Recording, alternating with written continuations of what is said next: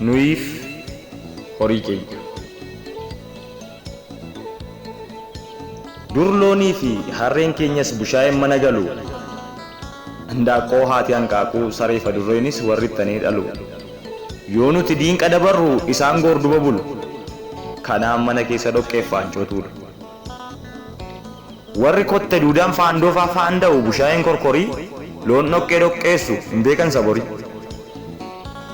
Har'a yoo xuraa'e bakki buluuf rafuu, boraddana ciisuun komatumaa hin hafuu jedhanii yaaddaan homaan qaban sodaa, dhiphachuuf hin yaadan jiruu kanaa booda.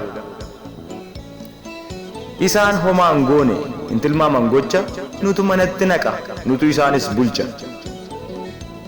Dur horii hoogganna, barbaannu leerreemna, barbaannu moqaccee, mormii kaasuu hin yaadan hin tilmaaman faccee.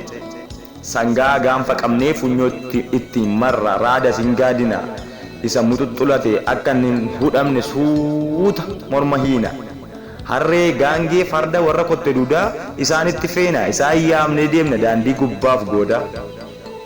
Re'eedhaa fi hoolaa gar tokkotti qabna, gar tokkottis goru, yoo nuti luka hidhuuf ushkalee ittiin jennu kan nu didu jiru. Saree ni gadhiisna asuma gorduubatti, iyyitee maraattee achii dutaa bulti, adurreenis cichaa yaabdee hantuuta damsiti. Akkasii immoo ne bulla, qajeelfama laanna nutu kaayyoo kaayyeessa, imaammata kalaqnee eegna akka ba'eessa.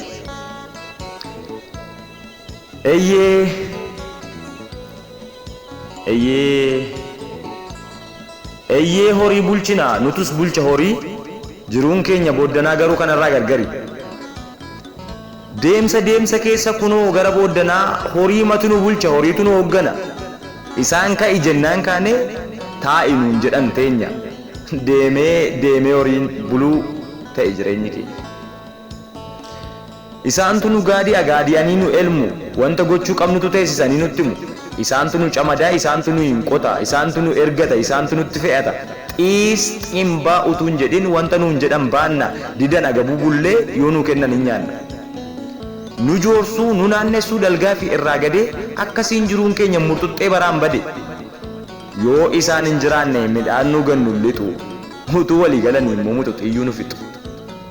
Dur nutu isaan oofa, nutu ittiin qotataa, nutu itti fe'ata. Barbaannu qalanneetu isaan goona nyaata. Amma kun hin jiru, inni gaanfaan inni kaanis qottee ittiin nu kulaasu, ittiin nu hunkuru jiru har'aa borte. Barbaadan nu dhiitu, barbaadan nu ari'u biyya keessa fiigsisaa, maaloo sabooddanaa hin dubbannu dhiisa.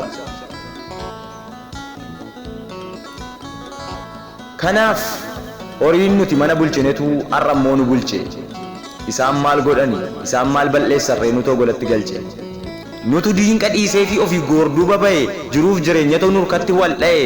Isaan maal nu godhan nutoo of dagate, egeree keenya yoo horii irratti gate. Bineensa madaqee ta'uu isaanii dagannee, mana eegsifachuuf manatti kennanne, imaanaan nyaatan jenne baay'ee nu yaadu seeri. Hundaafuu mee akkas goona, yookaan gadi jennee isaanumaaf bullanu haa bulchanii horiin, yookiin immoo wal taanee iddootti galchina har'as ta'u bori. Onkoloolessa 9, 2013 Gabaa Facaasaa.